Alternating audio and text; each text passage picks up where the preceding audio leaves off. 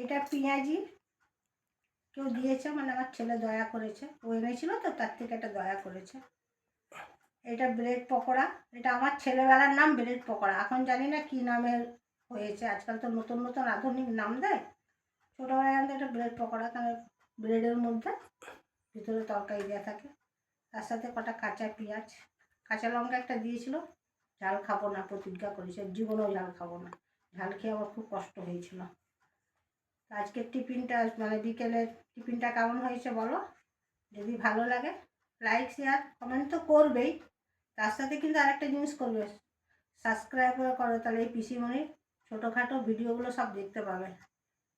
হ্যাঁ, আর কি বলবো, তোমরা ভালো আছো এটাই তো বলিনি, তোমরা ভালো আছো তো, তোমরা ভালো থেকো গো, তোমরা ভালো থাকলে আমিও ভালো থাকবো। একটু খেয়ে দেখাই, তোমরা তো খাবে না বলছো, আমি খেয়ে নিচ্ছি। মুচমুচে আছে, মানে গরম গরমই এনেছে। তাহলে এখানে ভিডিওটা শেষ করলাম, বাই, টাটা।